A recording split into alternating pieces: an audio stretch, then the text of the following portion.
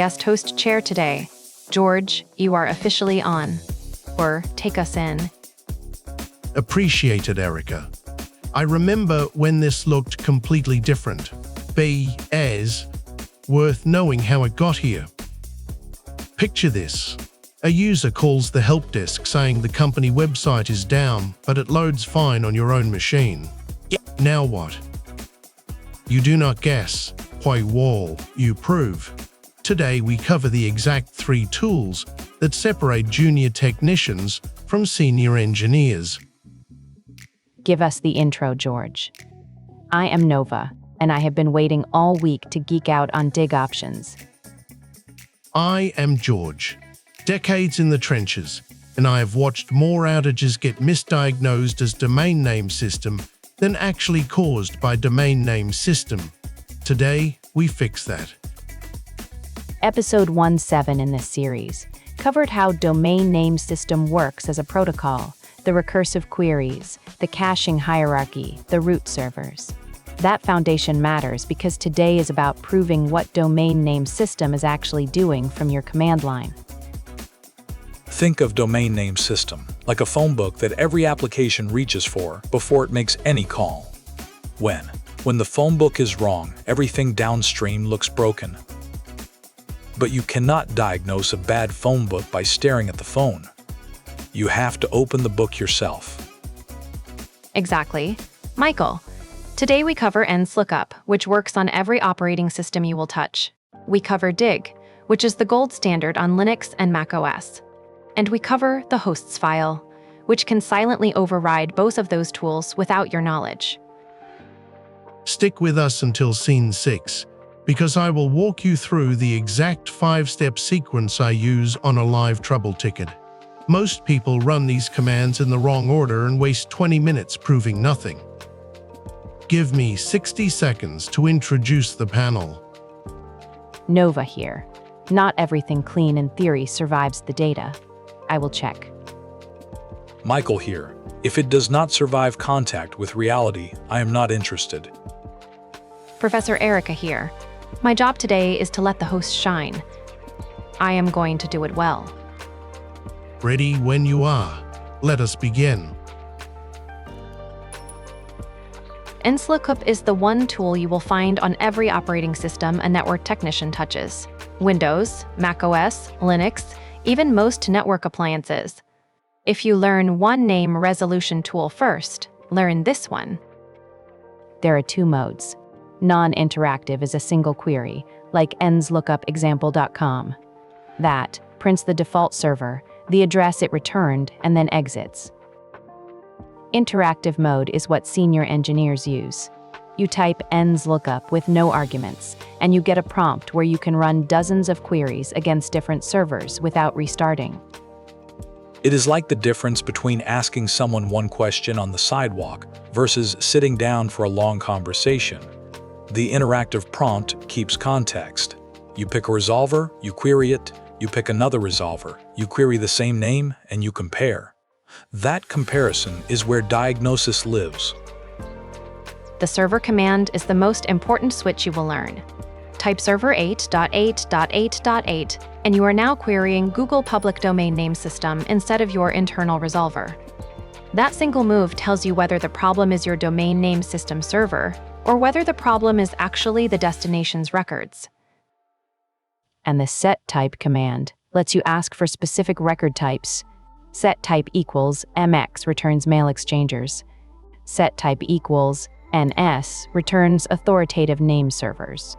Set type equals TXT returns text records, which is where SPF and DKIM live for email authentication. That last point earns its keep on real tickets. When someone says their email is bouncing, you do not troubleshoot the mail server first. You nslookup the MX record for their domain and confirm it points where they think it points. Half of those tickets resolve right there. Dig is the domain information groper. It ships with the bind utilities from the Internet Systems Consortium and is the tool domain name system professionals actually use. Default output is verbose, which is what makes it powerful. It shows you the query, the flags, the answer section, the authority section, and timing. Nova said it. If Nslookup is a pocket calculator, Dig is the scientific calculator with every button exposed. You get more data, and you can filter that data down to exactly what you want using plus options on the command line. Plus short is the first option every technician should memorize. Plus short gives you one line, just the address. That is perfect for scripts and quick sanity checks. Plus, no all plus answer is the next one.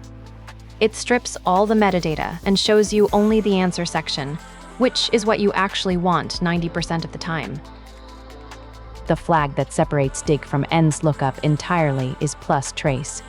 Plus trace makes Dig perform the full recursive resolution itself, starting at the root servers, then asking the top-level domain servers, then asking the authoritative servers for the zone. You see every referral, every delegation. That is like watching a GPS recalculate the route step by step, instead of just seeing the final destination. When a domain is broken at a delegation point, plus trace shows you exactly which step fails. Nslookup cannot do that. I have closed tickets with plus trace that 3 other technicians could not close with Nslookup. When a name resolves from one resolver but not another, plus trace tells you whether the delegation itself is wrong or whether the authoritative records are wrong. That distinction saves hours. The host file is the oldest name resolution mechanism on the internet. It predates domain name system by more than a decade. On Windows, the path is c:/Windows/system32/drivers/etc/hosts. On Linux and macOS, the path is /etc/hosts. Same file, same format, different home. One line per entry, IP address, then whitespace, then the hostname. The resolution order on Linux is controlled by the name service switch configuration file at /etc/nsswitch.conf. The default hosts line reads files first, then domain name system. Files means the hosts file. That is the override hierarchy, and it is why the hosts file beats any domain name system answer that follows. This is the gotcha that trips up junior technicians every time. A developer adds a hosts file entry 6 months ago to test a new server, then forgets about it. The server gets decommissioned. Now their workstation is resolving the old name to an IP that no longer exists, and domain name system is working perfectly the whole time. It is like having a sticky note on your desk that says, "Call mom at the old number." Every time someone asks you for her number, you read the sticky note before checking your actual contacts list. The sticky note wins, even when it is wrong. The hosts file is also a well-documented malware target. Multiple security vendors have tracked malware families that modify hosts entries to redirect banking sites and antivirus update URLs. If a user reports one specific site redirects to a strange page while other sites work fine, inspect the hosts file first. Stick around for Scene 6, because George puts all of this together on a real ticket. Nova, take us into the reverse lookup side. Forward domain name system turns a name into an IP. Reverse domain name system turns an IP back into a name, and it uses a separate record type called PTR, short for pointer. PTR records live in the n-adder.arpa zone for IPv4 and the ip6.arpa zone for IPv6. Reverse lookups matter for 3 reasons on the exam and in the field. Mail servers reject email from intrusion prevention system with no PTR or a mismatched PTR. Log files are easier to read when intrusion prevention system resolve to names. And audit trails rely on PTRs to attribute activity to hostnames. The syntax is surprisingly simple. Nslookup and then the IP address, and Nslookup handles the reverse translation automatically. With dig, you use dig space dash x space, the IP. Both produce the same answer when a PTR exists. Now we pivot to the other half of this scene, because resolution tools are only as accurate as your local cache. Every operating system caches domain name system answers for performance. When a record changes, your cache is out of date until it expires, and your tools will happily report the old answer. On Windows, you clear the cache with ipconfig /flushdnzers. That empties the Windows domain name system client service cache immediately. On systemd-based Linux, the current command is resolve ectl flush caches. On older distributions, you may see systemd-resolve -- flush caches, which was renamed but still accepted on many systems. C. Flush the cache before you start troubleshooting, not after. I have watched senior people run dig 5 times, get the same wrong answer 5 times, and not realize they were reading a stale cache the whole time. Clear the slate first, then run the tools. Here is the sequence I promised you in Scene 1. This is the exact order I run commands when a user reports a name resolution problem. 5 steps every time, no exceptions. Run them out of order and you chase ghosts. Step 1. Flush the cache on the user's machine. Step 2. Open the host's file and look for entries matching the broken hostname. As Step 3, run Nslookup against the default configured resolver. That tells you what the user's machine actually sees.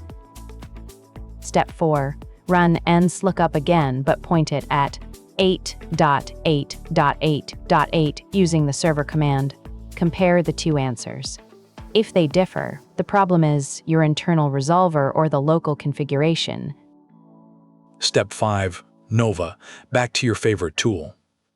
If both resolvers agree on a bad answer, or neither resolves the name at all, the problem is upstream. That is when you run dig plus trace to walk the delegation chain from the root down. Dig plus trace is the autopsy tool. It tells you where the resolution chain broke. This sequence works because each step rules out a layer. Cache, local overrides, internal resolver, external resolver, authoritative servers. When you reach Step 5, you know exactly which layer is responsible, and that is what a senior technician looks like from the outside. Drop in the comments which step you would have skipped before watching this. The answer tells you where your gaps are. Oristries. If you forget everything else from this video, remember this. Name resolution is a stack, not a single lookup. Parse. B. Parse A. else file. Internal domain name system. External domain name system. Authoritative domain name system. Every problem sits at one of those layers, and the right tool isolates each one. Okay, it is quiz time. 2. Let's find out what's stuck. Think through each question carefully before you answer. You are 7 seconds away from helping the next learner find this channel. Like and subscribe. A technician runs Nslookup for a host name and receives an unexpected IP address.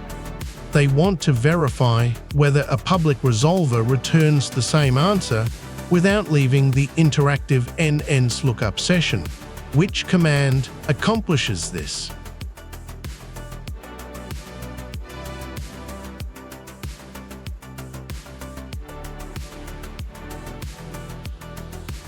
The correct answer is A.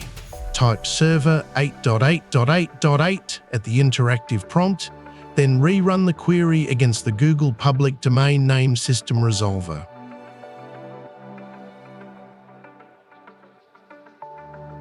A domain name system engineer suspects a broken delegation between a parent zone and its child zone.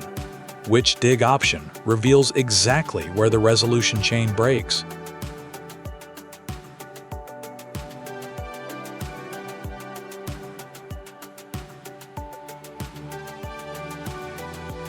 The correct answer is B.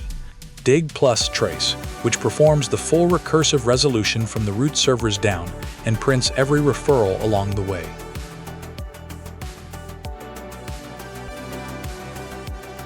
A user complains that a specific internal website redirects to the wrong server, but every other site resolves normally. Domain name system logs confirm the server, returns the correct record. What should the technician check first?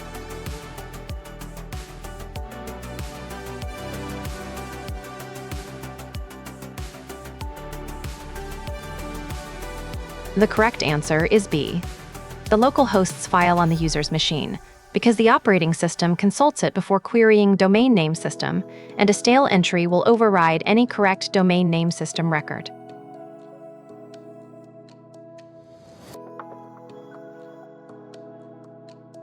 The takeaway worth carrying out of this video is that name resolution is a layered stack, not a single lookup.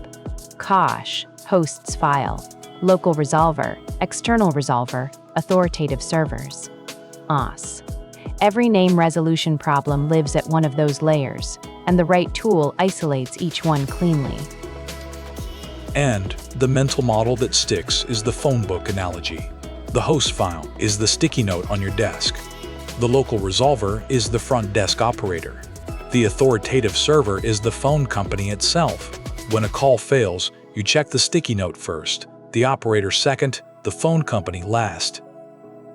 Coming up in the next video, we stay in Domain 5 with interface and hardware tools, ipconfig, ifconfig, ip, and netstat.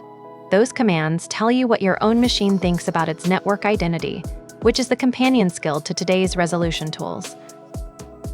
If you're working through the Network Plus objectives in order, subscribe so the playlist keeps surfacing for you. The next video builds directly on this one, and the whole Domain 5 troubleshooting series reinforces every tool in this stack. Know your sources. Own your knowledge. Think in pictures, and the answers follow. Theory gets you hired. Experience keeps you there. Until next time. George, that was excellent. I'm going to need my whiteboard back, though. Professor Erica, signing off.